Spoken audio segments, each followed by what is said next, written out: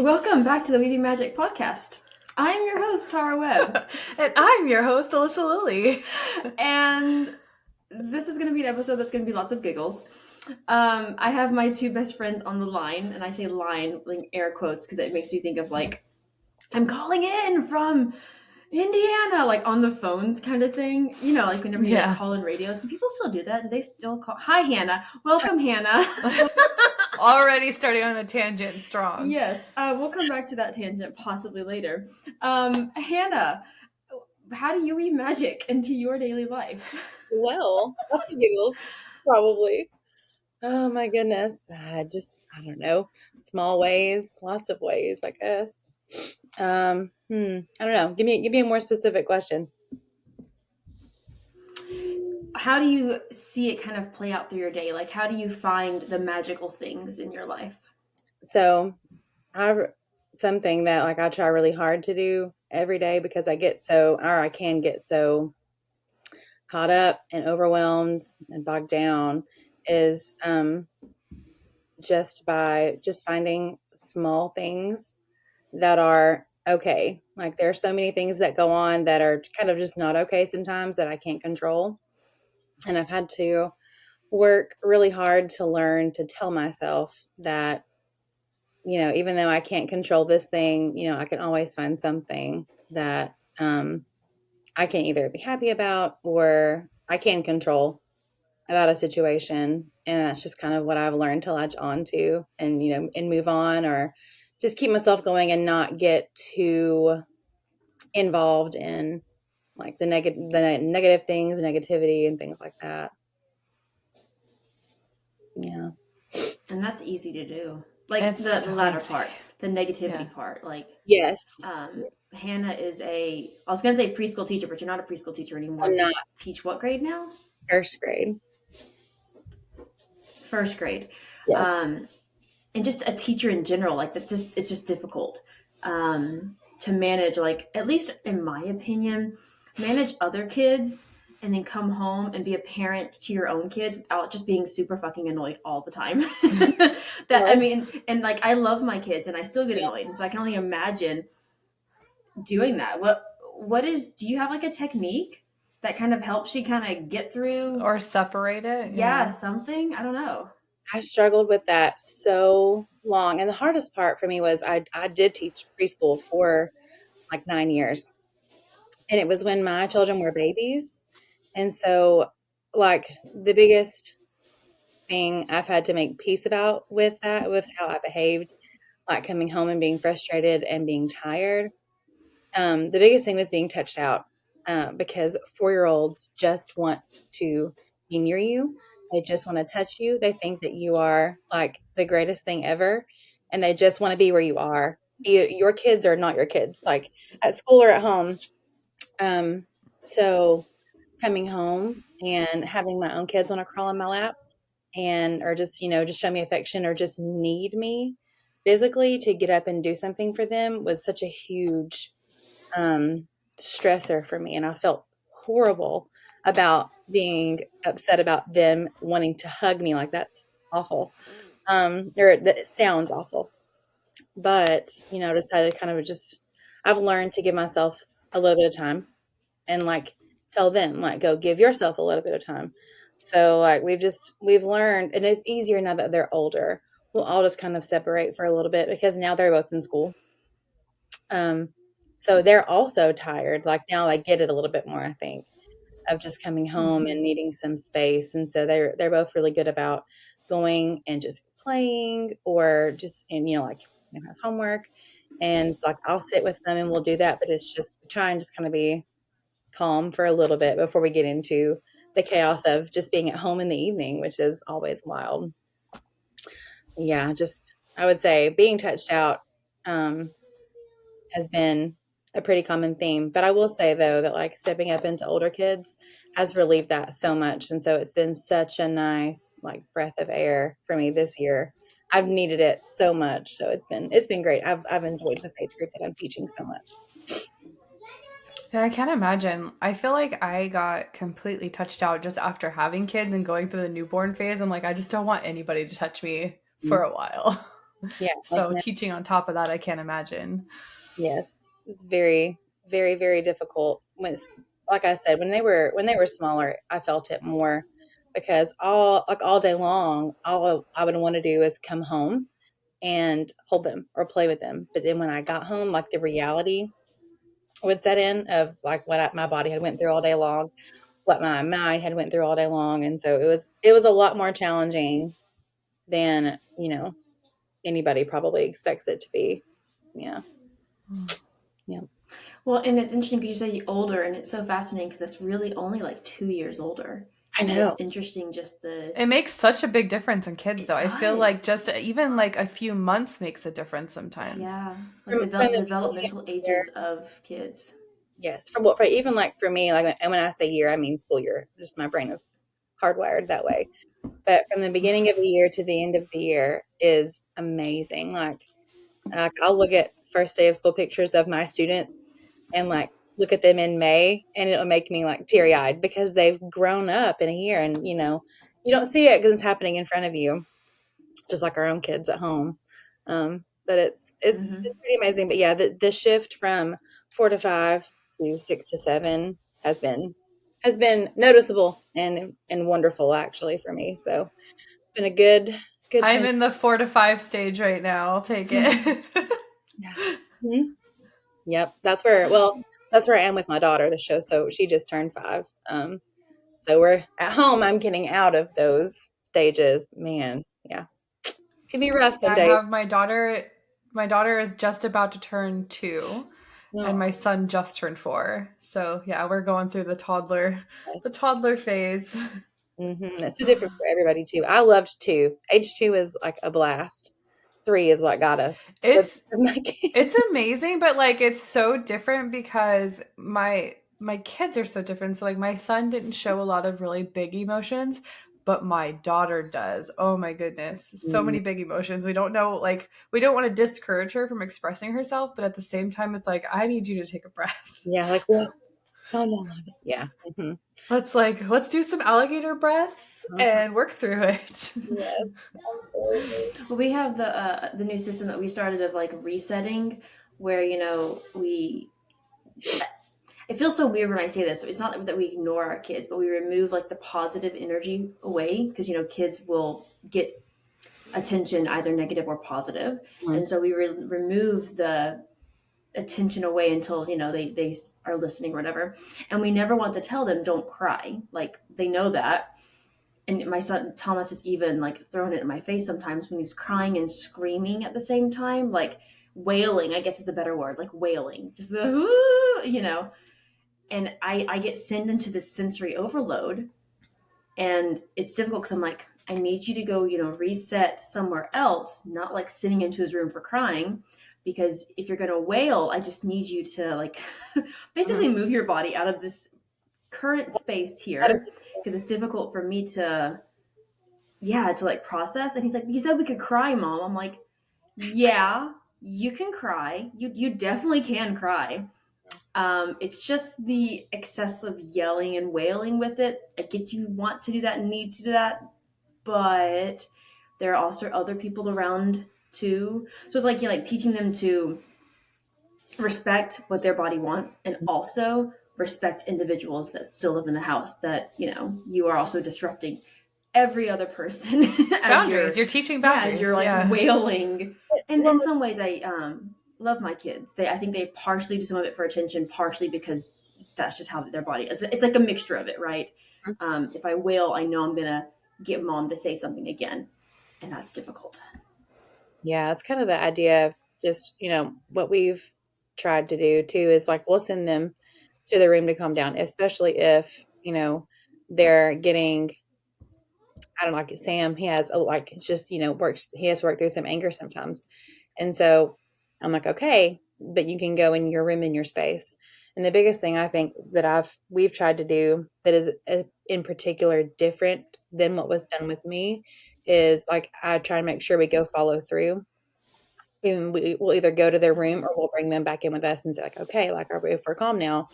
And I've said to Sam because he's older, I'm like, if when you're ready to talk, you can come get me, or you can come to me or call me and I'll come to you. And that's worked out pretty well recently. Now because he's 9, but before now, probably not as much. Amelia, she gets really, she gets her feelings hurt. Like hers is like, you can tell it's like deep hurt and confusion because she's so little. And so she just doesn't really, it's amazing like what we don't realize that those 4 and 5-year-olds don't understand about like the things that we say and do. And they're just genuinely like, I thought this was okay to do. Like, I don't know. It's interesting sometimes. But yeah, I get needing some space because sometimes, I don't know, it's nice for them to realize like, even though they're upset, and it's okay to be that way, it's also not okay to fully disturb someone else unless it's an emergency or you're hurt. Like that is when, you can come be in my face with this level of noise. Well, and I feel like the first ones, I've said this before, the first ones tend to get our understanding of parenting and how we're like figuring things out. Especially, and I know Justin is this way too. We're very blessed to have Dominic as like who he is as a child. But he also has his anger moments too. And Justin doesn't know that boundary sometimes of like, when he starts to get on to the kids, he'll play with them.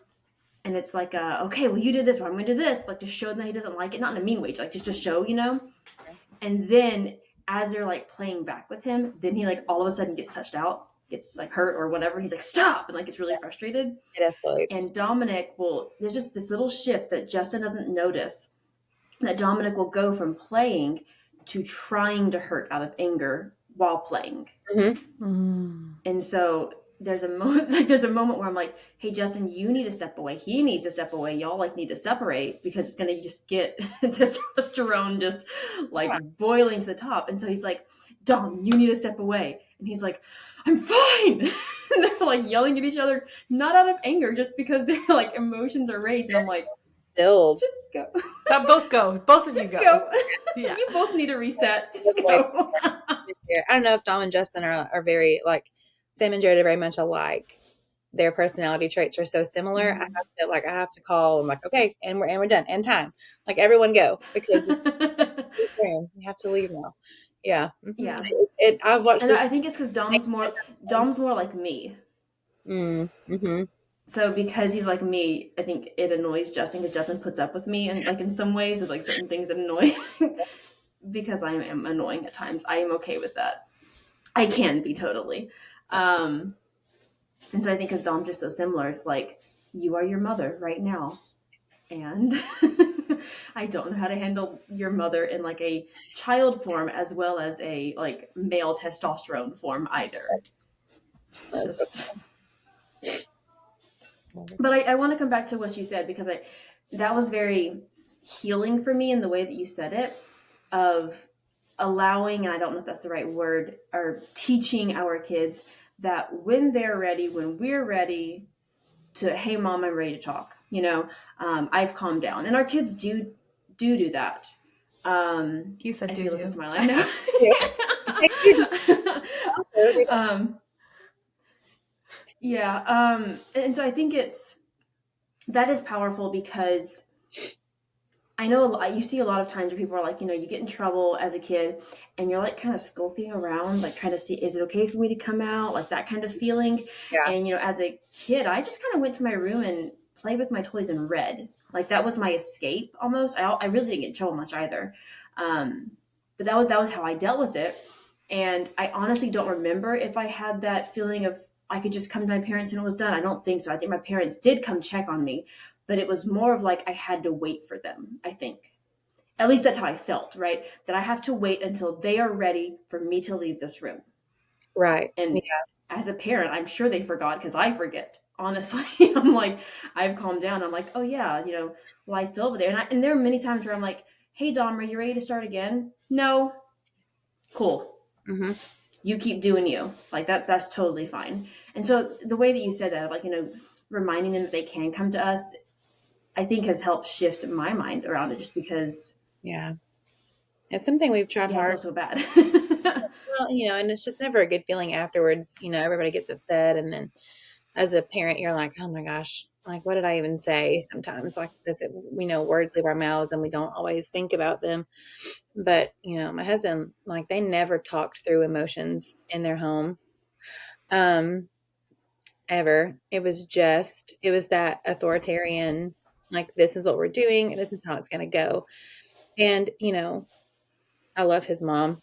I just, she did the things she did out of love because she could see the things he couldn't see and that type of thing. But also, it's hard to like not to let go sometimes and like let them express themselves and not have your answer be final on occasion.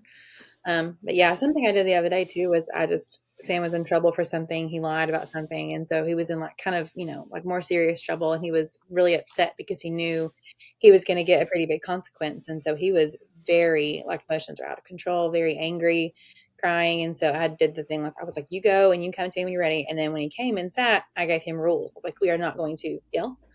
We're not going to say mean things. We are not going, and like he had thrown something across his room. So we are not going to throw anything. And so I was like, if you're ready for that, then we can chat. If not, go back and you can come back when you are ready. And he actually, that was like my first time kind of trying that with him, and he responded really well to it. I was surprised. But just, things, sometimes it works, sometimes it doesn't too. Kids, you're in one mood one day and a different mood the next. Yeah, well, and I feel like redirection helps, which I feel like is what you were doing of like, you can do these things, but here's the appropriate container for it. And that's not here. Yeah. And that's something that I've been doing with my son a lot of, like, he'll get excited and he'll want to tackle, but now he's 50 pounds and can take us out. And his poor sister, oh my goodness. Yeah, he's dense. So we have to teach. I shouldn't. Yeah. It's funny, but it's how we wrestled with him so much growing up that now we have to set boundaries with it of like, okay, we can wrestle, but like, I have an injured back, so we have to be very intentional about it. Like, you have to be gentle with mama. We have to play gentle. And so, if he wants to play rough, we're like, you have your huge crash pad. You can run into that. You have your little indoor trampoline. You can jump on that and like find ways to redirect that energy that they need to get out of their system. And I think that's important. And you're, like you said, it doesn't always work, but it helps them become aware of appropriate ways to move these things through their system. Absolutely. Yeah. Sometimes they catch on, and if they're really like latched onto what it is they want to do, I'm like, good try redirecting me. But yeah, redirection is that was a huge part of pre-K, like in just that age group that I taught. That was everything, because obviously it's a school and they're small. You can't discipline even the way you would at home, as far as like, well, and they're impulsive. They don't have impulse control yet. So it's just like, I'm going to do it. No, absolutely none. I have caught of like long solid wood blocks, and I have caught one midair as my friend is like a batter. Like gonna annihilate the friend that just knocked over his castle. Like, that's what he was gonna do. Like, he was gonna take him out. So just the impulsivity is impressive sometimes. It's not, as you have to like step back, and if you look at it in a vacuum, it's really funny. But also you gotta help them out with that impulsivity sometimes too. Have you ever tried to return to that impulse yourself as an adult? It's very interesting. I watched I haven't done it completely, but I acknowledge the thoughts when they come up and they make me like giggle. Slapping something? Yeah, like there was a video of someone cooking and they had the flour with the eggs on the table and they just go boom and smack it. It goes everywhere. I really want to, but I've seen several things like the cake in the face. Oh yeah. Yep. Yeah. Just I think I want to find moments where we can give in to that impulse control. That should be, so since we don't really celebrate traditional holidays and like commercialized holidays, that sounds like something fun to do in replacement of April Fools. And make it like an impulse day with your kids. Obviously, this episode comes out way after April 1st anyway, so I'll have to like remind myself next year. Not that we can't do it before that, but like I think it'd just be really fun. Also, this is like on the like a little tangent of, I want to be the person that when pranks are pulled on me, I don't get angry because I'm not that person yet. Because like Yeah. I could dump cold water on Justin in the shower, and he'd be like, "Ugh, Tara," whatever, like, "Ugh," just really frustrated, but not. I'm not angry. I would be livid. Like I would, I would have to channel some inner calm. Hey, that would help you learn how to move anger through your body real quick. It would. Oh. But I think it's important because like Dominic had this. What did he have? Oh, it was a. I don't know if you were here, Alyssa. It was like a gun for a tennis ball thing for the dogs. No, I was And not here he for had that. it, yeah. And it's like you put a tennis ball in it, and you like you pow it, and the dog goes running after it, right? Well, he had this inside, and I was coming down the stairs, and he goes, and I just like, I jumped, almost fell down the stairs. I'm like, Dominic, what is not inside? It's just your gut reaction. Yeah, I Immediately. had this was an ex of mine actually. Scratch his head. I hid in the pantry, and I was frantically.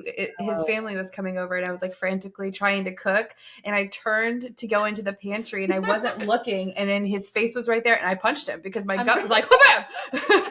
And I gave him a bloody nose. So gotta be careful with pranks sometimes. Yes, gosh, I used to hide in the pantry of my mom's house all the time, and like because I would like skulk around in the dark in the kitchen, just because I don't know why I did that, but I did, and like get like making a snack. Because you were a ninja. Yeah, if I would hear someone coming, I would just flip into the pantry and scare the ever living hell out of them. And it was the most fun that I've ever had, but I can't do it now. Jared, if I jump scared him like that, would probably punch me. He like there's just no way. His reflexes are so and like just trauma from the military, literally. Well, and he's prior military too, Yeah, so awful. Do what? What'd you say? and he's prior military, so Yes, just like Yeah. we can't jump scare. Well, and so this is my fear that my son and my daughter are going to do what you did, or they're going to hide and jump scare me. And one of these days, I'm going to drop kick one of my kids, and I don't want to. I don't want to. Also, like it's like an impulse thing of like literally can't control it. My love of jump scares because I can't do it to him. Like I know he would feel awful, but I know exactly what would happen more than likely. You know what you should do? You should do a jump scare where you're not physically involved. So like you could tie a rubber band around the little squirter of the sink. So when he turns on the sink, it's like We always watch. Have you seen the TikTok? The couple that like they do the confetti guns. Yes. They're constantly like all the time. So funny. Or like the balloons or something where they have like flour in it. Yeah. Oh. But like cleaning up that mess though. That's the thing. Like, is it worth it? Is it worth it? Have an agreement, like a handshake agreement of yes, we will clean this up together. Because otherwise, I would be like, well, I'm out. Like, like the next time you pop this confetti gun, I'm out of here. Like you're cleaning up on your own. Done. Well, and confetti gets everywhere. Oh my gosh. I went to have I've had a rough week this week, and I went to have a nice glass of wine. I don't drink very often, but I was like, I want a glass of wine. And I go to pour my glass of wine, and there's a freaking piece of confetti in there in my glass from like 2 years ago. I'm like, this has been washed since then. How is there confetti in here? I have no idea. Just waiting, lurking. That's too funny. Yes. Waiting to pop out. I don't know. So, Hannah, how would you say that going to school to be a teacher has helped change your parenting style or like what you thought of yourself as a parent? Because when we were younger, and I don't know if Hannah remembers this story, Hannah and I were, I think, in college, and we were sitting at a Chick-fil-A. Maybe we were in high school, sitting at a Chick-fil-A, and Hannah looked over to me and was like, "Do you see that mom over there?" And I was like, "No." She's like, "Yeah. She's breastfeeding," and or something like that. And I don't remember if there was anything like drastic about it or if it was just breastfeeding, and we had never like really been around that at our age. And we were like, oh, right. We never didn't say anything. It was just like the little unspoken between us of judgment, right? And then we become parents, and it's whip them out and feed your babies. It is. And so like this picture, yeah, I'm like, listen, I have thought about that actually over and over throughout my motherhood. And if I could time travel and go back and slap me and then like buy her a chicken sandwich or something.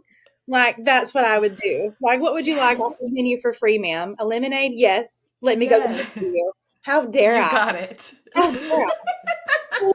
And so with Well, and that's also partially. Oh, sorry. Go ahead. no, go ahead. Go ahead. I was gonna say it's also partially because of just like how it's so taboo, right? We're taught when you're breastfeed you can't do it in public and you have to do it in these like have you been to the airport? They have like these little like Pods. closet pods. Like I don't want to go in this like dark, misty closet pod Not to terrible. feed my baby. And so as kids, like I've had those thoughts. I have had those thoughts when I see someone breastfeeding before I had an understanding of what it was because Yeah. we're taught that it's bad. And, Well, it's and not. I will say when we were in like I don't know high school college time, it wasn't talked about. Excuse me, as much as it is now, right? Yeah. So like We've come a back long then, way. Yeah. yes. I mean, Years. Hannah's mom. How old would your sister have been around that point, Hannah? When? I guess she probably like what at the end of high school. Who? I'm sorry. I'm confused. Who is how old? Amelia, not Amelia, Emily. When How old? when I had Amelia? Yeah, how old would Emily have been? Like, Well, with Emily. with Amelia. That's confusing. Amelia. No, she was like middle. No, Emily. Yeah, Emily. This is awesome. Yeah. I love this. Okay. Yeah. Yeah, middle school, Emily. Okay. 6th grade to middle, probably. Did your mom nurse Mm. her? So she did. She tried. She nursed Okay. 3 of us for a very short period of time, which I think is awesome considering the absolute Okay. no help and Yeah. resources she had to have had. She like maybe a month or 2 Mm-hmm. with all of us. Now with Kyle, she couldn't. Okay.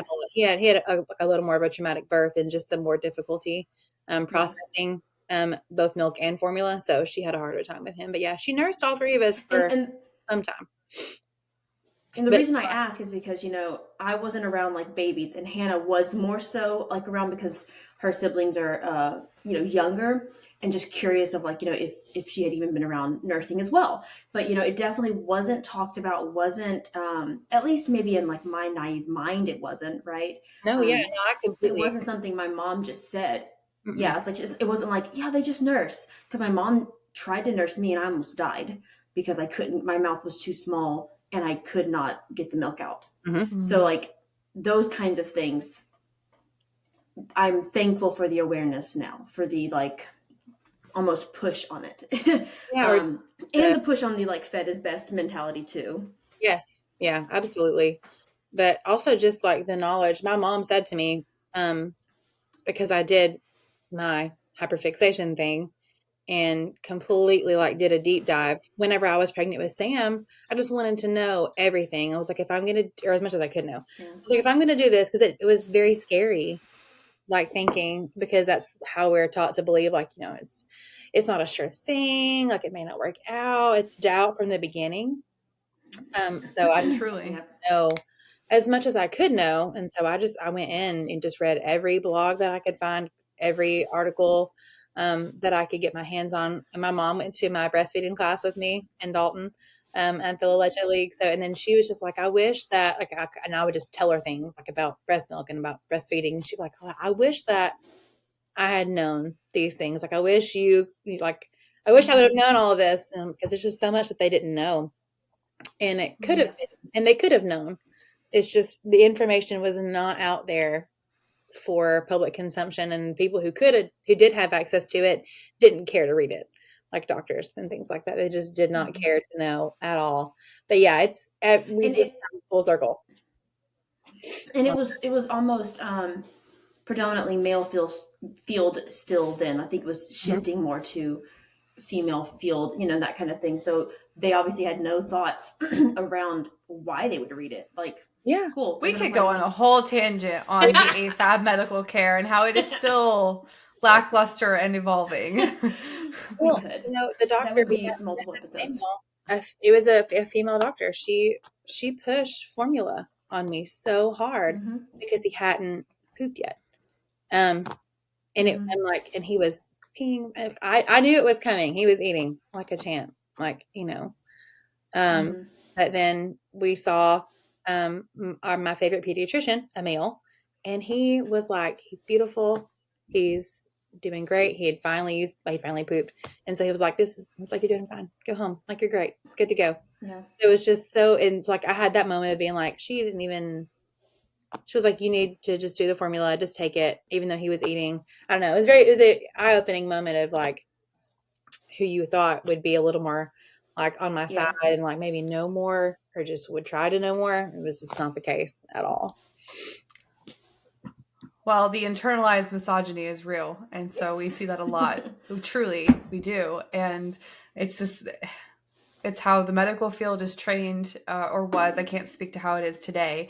It's how we're raised in this world, and it just really freaking sucks. And we get to work out of that. And it's so interesting to me to see this whole debate of like breastfeed versus formula and the shame if you don't breastfeed, but then also the shame if you don't use formula. Like it goes both ways. It's like no matter what you do, you are shamed at a very vulnerable moment in your life trying to take care of this tiny human. You have no idea what the fuck you're doing. Yeah. No, I completely agree. Like encouragement would be great. Thanks. Mm-hmm.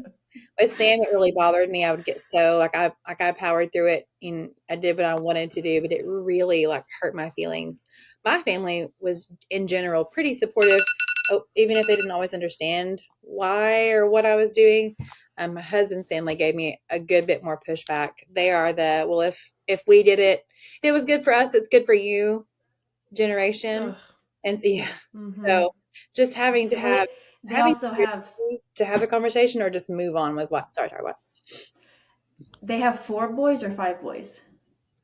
4, yeah. Okay, so like that's the mindset. Like I've had so many too. Like Yeah, I'm a pro. I know what I'm talking about. absolutely did. But she also said, I can remember like nursing tiny Sam, and she was just like, I tried that. The nurse tried to get me to do that in the hospital with Jared because he's her oldest, and she said it was the most unnatural thing I've ever felt. My mind's going, but it's the most natural. It's literally, I can't think of anything more like literally the definition of natural, but it was so ingrained in her that that's not what her body was for. And so that's just it was kind of wild to me, but I don't know. I've been proud of my husband. I've helped him transition a lot into the viewpoint of this is what women's bodies do and not just, for anyone's pleasure or viewing at all. So yeah, it was an interesting journey though. For anyone's pleasure of viewing. Yeah. There was a question that I had before we tangented that that we're going to circle back to. Okay, we are. Go. Circle back. So Hannah, having gone to school for early childhood education and reading the books and that kind of stuff, did any of that shift how you maybe thought you were going to parent to how you did versus like maybe how you were parented, that kind of stuff? Because I know like reading the books, just any kind of parenting books in general, help. Like truly, they help shift your mindset around kids around 2 to 6 at least, what we expect of them and like how unrealistic it is and that kind of thing. So would you say that actually helped, or like how it shifted maybe your parenting focus? A bit. So it's sort of like what you said, even, reading any type of parenting book or just anything about child development, even if you don't take everything from it, it will at the very least make you consider what you are already doing and how things could be different, things could be better. So, hierarchy of needs is a big deal. I tend to focus on that when I'm teaching more than like that's Maslow. Like Bloom's is more educational, right? So to me, like Maslow's is more important.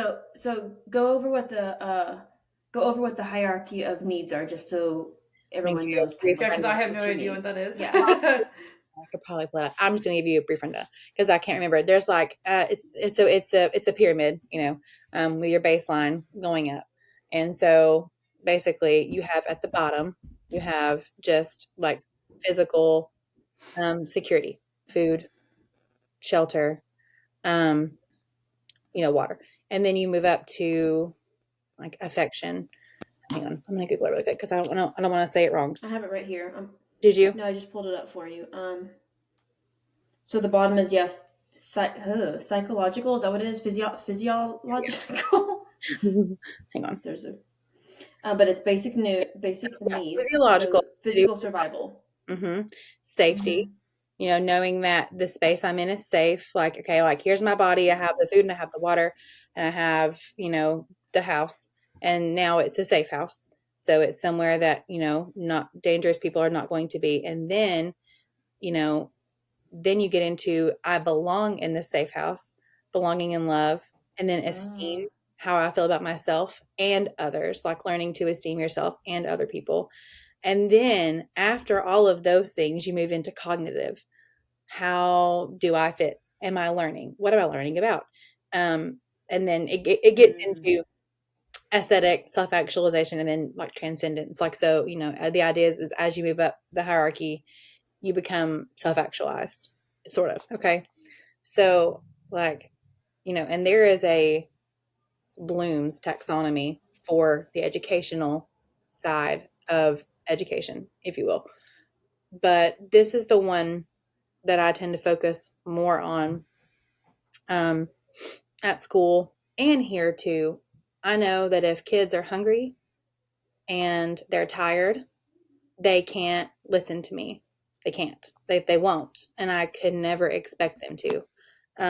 The same thing with if they don't feel like they belong in my classroom, if they feel outed, if they feel different, they are not going to perform well. They could be the brightest kid in the room, but I'll never know because they don't have the ability to speak up, especially small kids. I don't know. In some ways, they can be a little more brazen. I feel like that's a lot of the time when we get cut down when we're small. Like we try and like we give. Yeah. We like reach out, and then an adult or a peer will be like, like, oh, we don't do that. Like you can't think that way, or whatever. And then belonging in love. And so then after all of those things come the learning. And that's probably the most important thing, I think, that I've applied in my classroom as far as the textbook stuff goes, because honestly, the textbooks are great. They have a lot of good things in them, but teaching in the real world is so different from what you're taught to do in college to be a teacher. So much so that it's like almost like, why did I even do any of those things?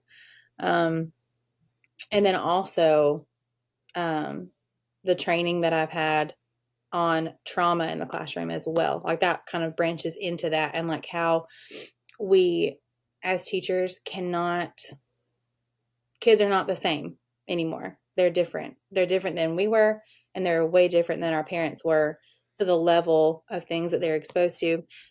There's always been things that have went on forever. Like it's not like things just didn't happen a long time ago. They did.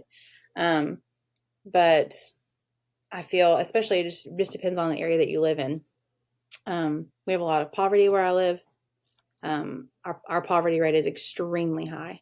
And so our kids see a lot because parents are stressed. They're trying to work or they're not working, and they're turning to substance abuse, which leads to abuse and just all kinds of things that these kids then get on a bus at 6 a.m. and come to school after dealing with that all night. Yeah. So it's interesting. But that's probably been the most useful thing I think that I've learned, is just how to make a classroom where those kids could actually just learn anything at all. So I have a question just because I'm curious on the climate of classrooms. Because obviously I'm very detached from school other than the preschool my son goes to. I remember when I was a kid that this many years ago, that in school for me, particularly elementary school, it was a lot of bullying and the kids kind of attacking each other is what it felt like for me when I was in school. Do you still see a lot of that in the newer generation of the kids that you're teaching? I do some. Like the cliques and the isolating. Yes. And so, and some of it, we tend to want to say like, oh, it's kid stuff. Like they'll grow out of it. But also, I can remember those things and those experiences as a child. I feel like not everybody has held on to those things, like as an adult, the way that you felt when you were a kid, the way that your friends made you feel, the way adults made you feel. And so I've tried really hard to hang on to that because I feel like it's really important being on this side of things. And so, I always try really hard to engage. I can't always engage with kids, especially like in the middle of a day. But even if I can't, then I try really hard to circle back and just because honestly, what I found a lot of the time is that there are kids who, when they have these really, negative behaviors, they use really unkind words to, a fellow 6-year-old, things you would hear, an adult say. Um, it's disturbing. And then you have to realize that's what happened. They heard an adult say that, who they love and trust, and to someone that they probably also love and trust. And they think it's okay to speak this way to someone else. And so what I found is that they generally sometimes don't know at 6, like, oh, that's wrong. Like, I can't speak to someone like that. And so me telling them, and I do, it may help and it may not, but just like it's a classroom rule of mine. We have to use kind words. And if we don't, then, it's a home contact or something like that, or we're just going to have a conversation about it just because, I've had parents before, I've let them know like, hey, this is what your child said today to another child, and this is how it made them feel. I just wanted you to know. And sometimes they're like, oh, I'll talk to them. And I'm like, okay. And then sometimes they're horrified. Like I would be like, I have gotten a message about my child before from his teacher. And I was so glad that she told me because I was horrified. And I realized that, my 6-year-old, he was 6 then, he was younger, didn't get it. He didn't get it. Why it was unfunny, to joke about someone. So, we had to have that hard conversation with him as a parent. And then from a teacher standpoint, be like, oh my gosh, I can't believe that's what he said. But it happens sometimes. Yeah. Did I answer your question? I'm sorry. I just rambled super bad. No, you did. I just here as we're talking about like elementary school, I just have a lot coming up for me from when I was in school. And there's also and we don't have to get into this because I don't know if that's something you want to talk about on the podcast, but I know that a lot of the climate is changing for teachers right now with a lot of the laws that are being passed of what you can and can't do. And so I just more so was just curious on how it's going and how it is for the kids and things like that, because I worry about putting my kids in school or whether I should homeschool and things like that, just because the climate is getting really scary right now. It's a hard decision. I know where I live, we are working really hard as a general school system on like social emotional learning. If that's something that's super new in a school setting, like that's not something that you would have seen taught years ago. Like we have a social emotional Can curriculum. you explain that? What you mean by that? Yeah.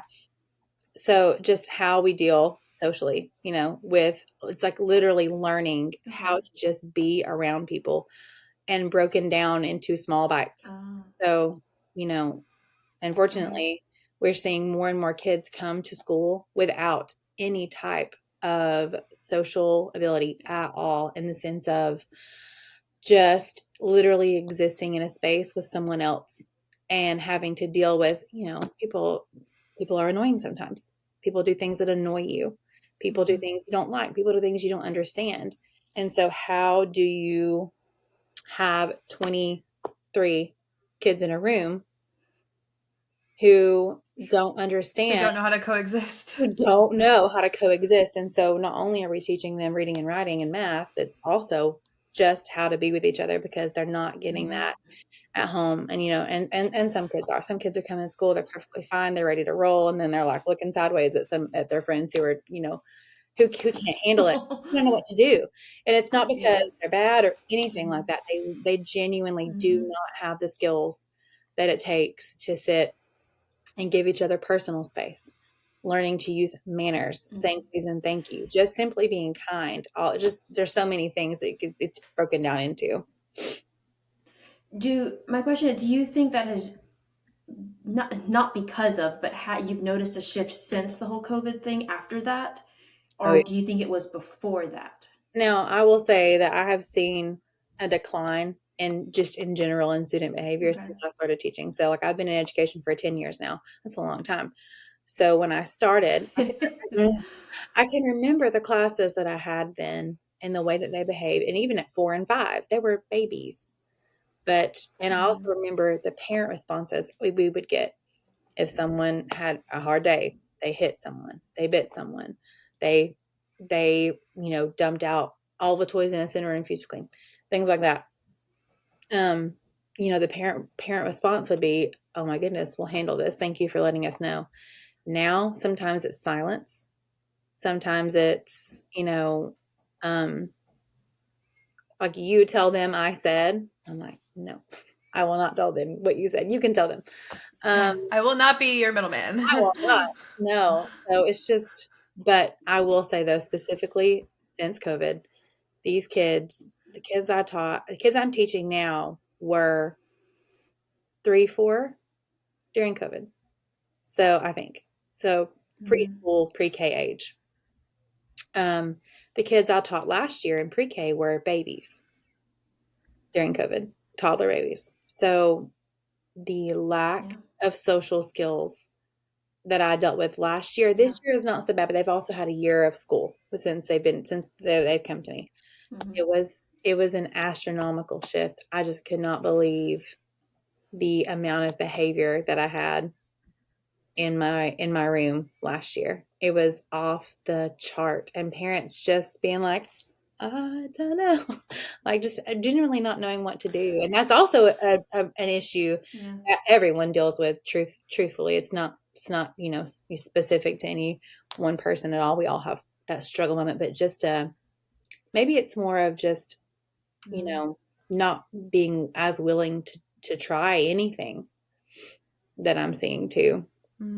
Disheartening. Well, and it's hard right now. It's so hard right now too, because like I'm having a hard time reintroducing to socialization since COVID. Like I can't even imagine kids trying to like learn socialization through that experience. And also from the parents' perspective right now, I mean, I have to fight internally every day to not just want to be numb all the time, just because there's just so much going on between social injustices happening and COVID, and just it just feels like it's a constant attack and fear all the time, that you just want to work, come home, zone out, and let your kids just do whatever they want. And it's it's just like, so I like, that makes sense to me that it's happening. Not that I like that it's happening, but it makes sense just with the state of the world. It just feels like it's been constant for the past, 4, 5 years? Yeah, it's getting close to 4, I think. And I totally agree with you, because on a parent level, after I've, dealt with all of the things all day long and I come home, I feel, the same way. It's really hard not to just check out and like, I'll feed you, but like, you got I love you. games. I have food. Just hold on. Exactly. It is, and it's so easy. And it's something that, if we're honest, we do sometimes, and we don't love it. We don't love it at all. But it's difficult to deal, and so that's also something I try really hard to keep in mind as well. It's super easy as a teacher to blame a parent, but I'm also a parent, so also and I'm thankful for that perspective, because I know a lot of teachers who aren't, and they do have a pretty harsh outlook sometimes. On Oh, parents. it's so crazy hearing non-parents talk. Like I have a friend of mine that was like, I don't remember. This was before I had kids, I think. But she was talking about how she has a friend who has kids but can't manage to keep her house clean. And like, I never thought that conversation was ever going to come back to me. But now as a parent, I'm like, my house is never clean. I can't keep it clean. I literally would have to follow my kids around all day and just like pick up their trail as they go. And I don't remember where I was going with that, but it's just, the perspective of non-parents to parents, it shifts. Say again? I said, probably just to say, like, who could do, I refuse to, follow behind and stress over every little, like, no way. Oh yeah. We were talking about the perspective of like non-parents to parents. Like it truly is, like, I could never have imagined what it's like to be a parent as a non-parent, like being in my shoes now. And working. Like, let's add that too, right? Gosh, because that also truly adds even more on top of it. When both parents are working, plus parenting and like that kind of thing, it is difficult to maintain and just feel like the space is livable. At least, for Mhm. me, even if it is perfectly fine, the kids honestly don't really notice it. They It really just feels don't, but like, ugh. Well, yeah. and that's how the climate has shifted too, because it used to be one parent works, one parent Yeah. stays home. And it's transitioned to we're in such, everything's so expensive, and to survive, you have to have two incomes. Hmm. And especially since COVID, like I've been working from home and taking care of kids full time, both. And I have help now, very thankfully, but I literally feel like I was losing my mind during that time of like, and having people on calls and working with people who don't have kids. They're like, you need to have silence in your background. I'm like, I Yeah. can't offer you that. On what Yeah. world? There's just no way. Absolutely no way. Yeah. Hmm. I had a friend, I was over her house a very long time ago, and she had one small kid at the time, and I had mine. We were over there playing, and she like was after the two of them, not getting onto them, but just like as they would move from one section to play, she would go clean it up. And then she would Yeah. move and follow right along behind them. And like we didn't get to talk. We didn't get to engage at all. And I was just like, girl, like it's okay. Like just leave the clothes on the floor. I promise we'll help you clean before. I swear we will help you clean before we leave. Promise. Just it's so much stress we put, but then Yeah. also we're stressed by not having the clean space either. So it's a it's a forever struggle, and I Hmm. know no other way to say that. With one kid, it was easier though. I will say that for me. I look back, I'm like, our house was not this messy a long time ago. It just is now though. It's just a part of life, especially working. We come home, we have maybe 4 good hours in the evening Hmm. to eat and take baths and just talk to each other and then figure out homework if someone has some and maybe It's use. just go, go, go. It's like come home, do this, do this, do this, do this, do this, sleep. Yeah. Yes, that's exactly right. It's a lot. So, Hannah, how would you say that you take time to yourself? I know, for anyone that checks out Hannah's Instagram, she's, all about books degram. That was a weird like Yeah. connection. Um, but like she posts a lot about the books that she's reading or promoting and that kind of stuff, while also writing her own book. But yeah, Ooh. how would you say you take space and like really find the ability to fill yourself up? I have discovered the wonder of audiobooks. Uh, honestly, just I heard someone call those little like the moments we take them. They called it like the mom cracks of your Oh yeah. day, just like the little spaces of time, and trying really hard to fight not doom scrolling during that time on Hmm. TikTok or anything else, and picking something that I would rather be doing, like reading. That really is honestly my ultimate way of just giving to myself, and also what I refer to as car music therapy. If we are somewhere and we have two cars out, this happens sometimes. Okay, we'll have met somewhere and we have both cars, and so I will tell Jared the kids are riding with you. I'm riding alone, so that I can listen to Mr. Brightside at full volume and no one can say anything to me. And and I will scream sing the whole way home. And the way that I feel better after that is just it's great. But also just fine. I just if I'm waiting somewhere for 5 minutes, I'll try and read on my Kindle app. If I'm having to do, especially so it's the thing where you're like, what's it called? Like where you're doubling your tasks. I can't think what it's called, but if I'm doing housework that I don't want to do, I have an audiobook in. Multitasking. It's sort of like that. Oh. It's like body doubling, but with a task. Doubling, but with a task. I can't think of what's exactly. Yeah, and body doubling is awesome too. But just so it's that idea of like if I'm doing the dishes, I'm also going to listen to the book I'm reading. Or if I'm mopping the floor, I'm also, I might be like watching something, just finding ways to still do the things I love because those are the things I don't have time for. And writing is even harder. Um, I'm Hmm. just, it's so difficult to sit down because the minute I do, someone needs something or I remember the thing I didn't do that I have to do because if I don't do it, my tomorrow will be completely Hmm. unraveled and unhinged. So it's really Or difficult, but you that's just want to one of the sit ways. there. Yes, Like or you I just sit want to sit there. there and not think too. Like I just want to be, I just also be. have a hard time picking something sometimes. There are so many things I Yeah. want to do. I could read, I could write, I could bullet journal, Mm-hmm. I could pull out a craft that I started a year ago, and work on it. But, it's just really difficult to pick sometimes, and so I'll just sit and just think about all of those things and then feel terrible afterwards because I didn't. And it's a struggle, but, you know. I think it was yesterday or the day before. We're sitting at the table, and this is Dominic's typical phrase every now and then. I think it might have been Thomas did it this time, and he was like something around the lines of, "Mom, why do adults just get to do whatever they want to do? The kids have to do what they're told." Mhm. And I'm Oh, I like, wish it was that way. I know. It's like it just seems that way. Like we don't actually. And he's like, "You get to play video games whenever you want. You get to read whenever you want." I'm like, "Yes." It looks like that because if you see me reading, if you see me playing a video game, or Dad, who's typically on a screen, but he's also on like 5 screens at a time, so it's like like he's doing multiple things. You see that, but you also like aren't remembering that I also cleaned the kitchen and did this and this and this and this and this one moment that I have right here. I am choosing to do something. And it's just funny, like seeing that through kids' eyes of like, oh, you get to read whenever you want, says the kid who listens to audiobooks 12 hours a day if he could. Okay.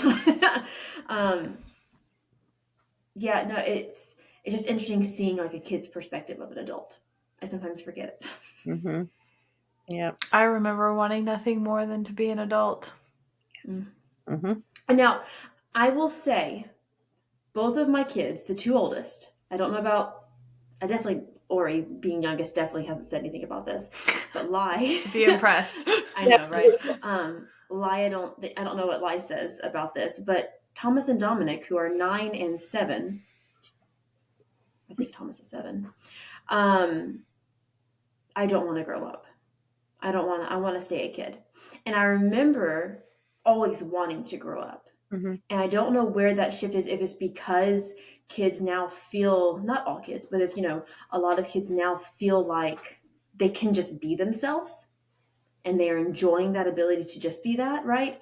Whereas I was like, I want to grow up so I can like do what I want. Yeah. No, I think Like that's that kind of mentality. I think that's fair because I felt Which is that a way. blessing, I'd say. Yeah, it is. That's an Mm-hmm. interesting viewpoint and a way to think about that of just like the idea of, like that they're enjoying this, which is something that like, didn't, I mean, it was fine, but it didn't always enjoy not having any choice ever about anything. It's hard. So yeah, maybe that's the difference, the autonomy that we give kids now. We try to. Yeah. I will say, some like circling back to something we said earlier, just how when we're parenting, battling that feeling of, am I supposed to be getting onto them because I'm supposed to be, or is this something that's actually an issue? Oh, Hmm. the should be's, should Yeah. do's. And or like the things of like, Dominic has done this. We've talked about it multiple times. How then should we parent in this situation? What should the consequences be? Am I too quickly going to this? Like even just like those little minute parts of it too, Hmm. of just feeling like sometimes I really know what I'm doing. Other times I'm like, I have no idea what the fuck I'm doing. Yeah. Yeah. I see that a lot too. Like, why did I'll get on to them and like, why did I even say that? Like, they're not. And I also just, it's so much anxiety around being in public, Mm-hmm. I mean, other people look, they judge, you know, we've done it long ago, like we talked about. And it's that decision of just not really caring, just, having to do your own thing. And I feel like it's harder with family sometimes, like being around certain parts of your family, and then you're parenting the way Oh, that I feel that deeply. yeah, the way that that you want to parent and the way that works for your kids, and it's just not working for the adults around them. And you just have to be like, so sorry for you, I guess. I'm not sure what to tell you. you know, About your discomfort. I I don't think what irks me more is like when other adults kind of like go behind your back with your kids. That gets oof, that gets under my skin so bad. Yes, absolutely. Or I don't know, being talked over or just like questioned about like why you didn't do this or that. It's just, not First of all, why don't you have that conversation not in front of my child? Thanks. yeah, don't undermine. Oh, yeah. Mm. I think my biggest thing, and it's something really small, but like, so I know I don't not let my kids have sweets, but I do have, boundaries with it because I know that they don't feel good afterwards, and that, there are consequences when there's too many sweets for them. Yeah. And so I try to help with that boundary. And then I will have family that go behind me and like, here's cake, here's cookies, here's gummy bears. And I'm like, I need you to slow down. And like, we don't do Kool-Aid and things like that, especially like red dye type of things, because my son's autistic and he doesn't have a really good reaction to it. It's just not good for him. Yeah. And then I'll come home and they're drinking freaking red Kool-Aid packets. And I'm like, please stop. Mm-hmm. We can do apple juice. That's just as sweet. Yeah, maybe sweeter. Yeah, I don't know. I guess I just needed a vent. Thanks. Anytime. Welcome to the parent vent session. Absolutely. Well, okay, so before we hop off, Hannah, I'm going to ask you the question, even though I know you're not fully done. I'm going to ask you the question that every author dreads. Oh no! Oh, what's your book about? Tell us what you're working on. I don't know. I'm just kidding. What is it about? You tell me. I have no clue. So, gosh, this is the worst thing ever to be asked as someone. But I feel like when you try to explain, even just reading a book and trying to explain the story to someone, it always comes out all blah. And it is like, I don't know. I promise it was good. It made sense when I read it. Oh, so let's see. We have seraphs. So I chose that, like not angels, but like same thing, right? Winged people. Maybe some demons. What's the title again? Shadow in the Sky. Okay. Yeah, so let's see. I'm trying to think like what I can say. That's the hardest thing, is figuring out like what you want to say about it so that it's just not completely totally away. There's some mystery involved. There's it'll be a romance. I haven't decided fully like how that's gonna go. Enemies to how love, spicy it's gonna get. and that's the thing too. It's so interesting. Like writing, I will read spice all day long, no problem. Sign me up. But writing spice, it's like, do I know how this works? I don't know. I'm sure I know how this works, but how do you write this down?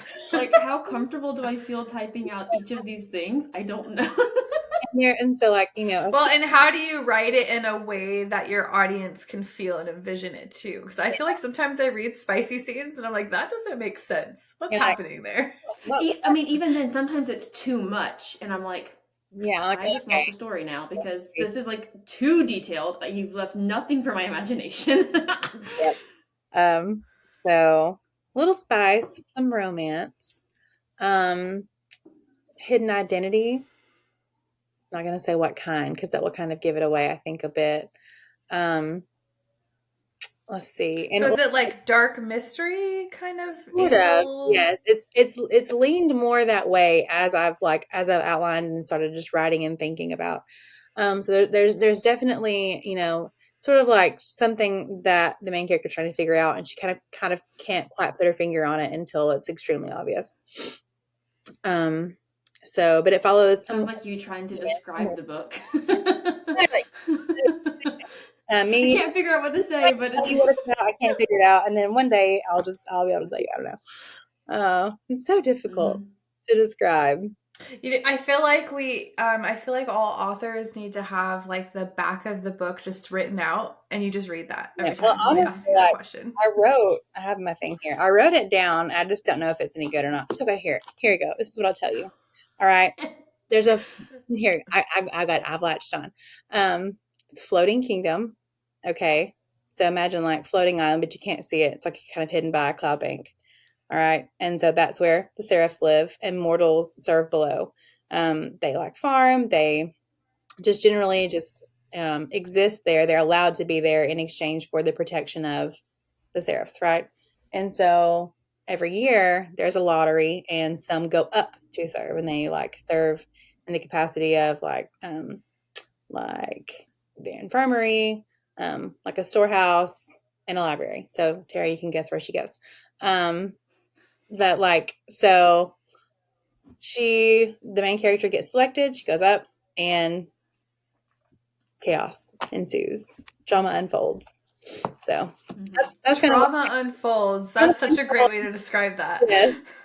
So, and there's royalty involved. Love a good royalty story. Yeah. It's just hard to know what all to say. It's very difficult writing a blurb. Very hard. It is. Very, very hard. So I guess y'all are just going to have to go check out Hannah's Instagram and stay Yes. tuned. Yeah. We'll have it in the show notes below. I think for today's challenge, we need to do something around pranking our impulse, because that sounds fun. Oh. That does sound fun. We got dark for a minute. Let's like bring it back. Yeah, I'd say just following your impulse. Mm-hmm. Ooh, yeah. Even like it just doesn't have to be the entire day. Just choose one time this week to Give into listen your to that. impulse. Yeah, and in the safe way. Like I know sometimes we feel like the voices in our heads that's us, and it's not always us, right? But like by impulse, you mean like Alyssa said, I'm cooking something and I just want to like Smack my swipe this hand like in flour. I think of like a cat, like I just want to knock it off the counter. So follow your impulse at least once this week. This concludes another episode of our Weaving Magic podcast. We release one episode a week, so be sure to subscribe to catch the latest episode as soon as it releases.